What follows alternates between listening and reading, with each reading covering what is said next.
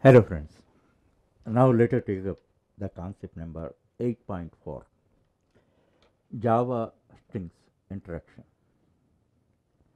As I told you already, characters and strings are an integral part of our programming.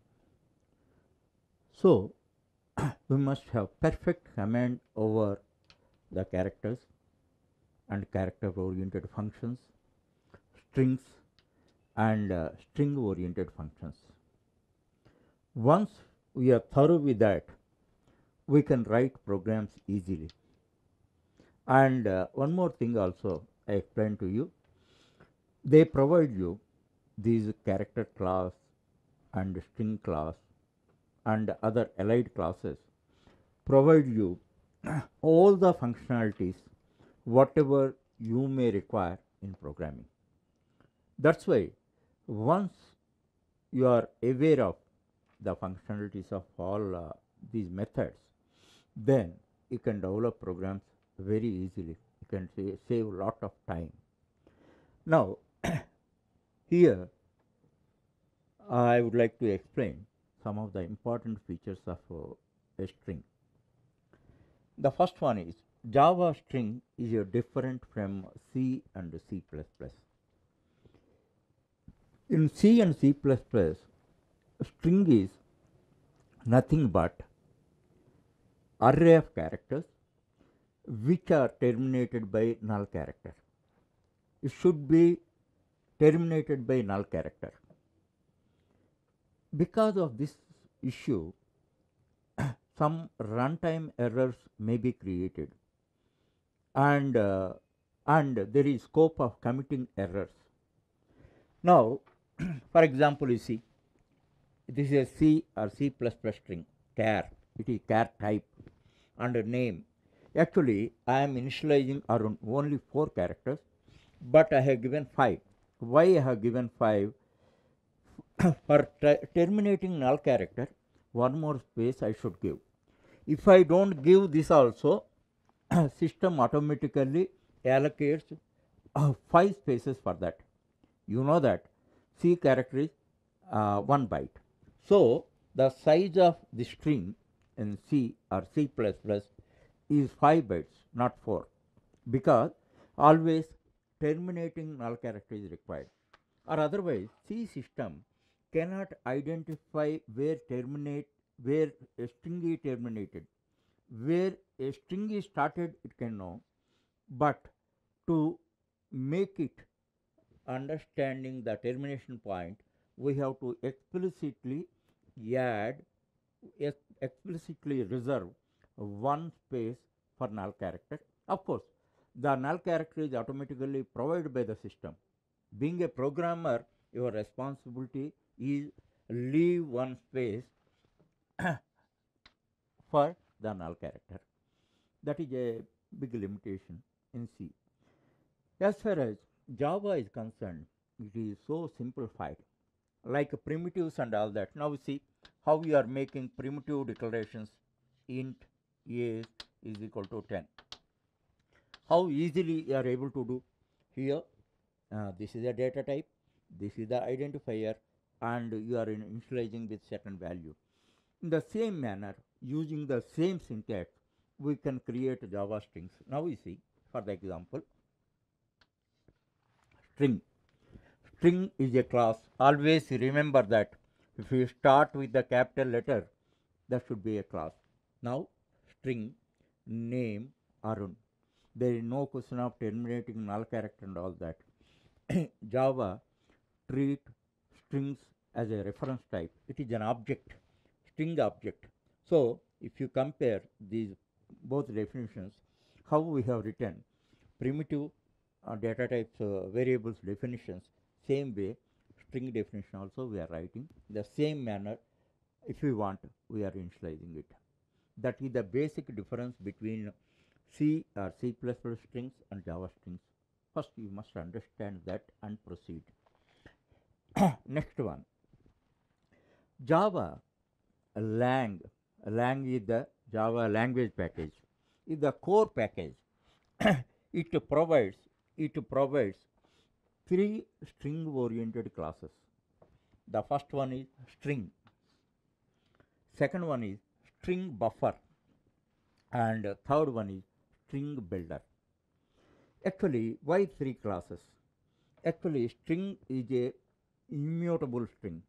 Once we create a string object, we cannot change its size as well as the contents of the string. That is called immutable. Means it cannot be changed. It cannot be changed. That I have to understand. So, to create some flexibility, then string oriented two more classes are created. Those are string buffer and string builder. Okay, in this, these are flexible. Here it is totally immutable. String class string is totally immutable. Once you create, you cannot change its size nor contents. As far as string buffer and string builder are concerned, you can change the contents of that as well as you can change the size of that. That means these are flexible strings. That's why the two classes are created. And one more thing I have to tell you, elsewhere I will explain again. The contents of the two classes are same. That means string buffer and string builder classes, these are one word only, string builder classes, contents are one and same. Contents are one and same. Why two classes should be created, you may get a doubt. Actually, in the forthcoming chapters, we learn multi-threading. Multi-threading means in order to achieve the efficiency in program execution, multi-threading process is executed. Don't think of it. Just a simply outline I am giving. In program execution process, to achieve efficiency, multi-threading mechanism was created. In multi-threading mechanism, if you have to use string, you can use string buffer class. Otherwise, if it is not under multi-threading context, instead of string buffer, you can use string builder. Once again, I am repeating this. For achieving efficiency in execution of the Java programs, multi-threading concept was introduced. In multi-threading context, if you have to use strings, flexible strings, you have to use string buffer. Otherwise, if it is not under multi-threading context, then instead of using string buffer, you can use string builder, and the contents of both the string buffer and string builder are same. That you have to understand. And one more thing, these are provided by Java Lang package. Java Lang package. Lang represents a language. It is a core package. Package means a bundle of integrated classes. A bundle of classes which have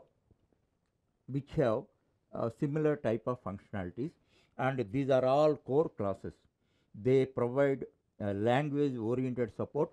That's why these are stored in Java Lang package. That point you have to understand.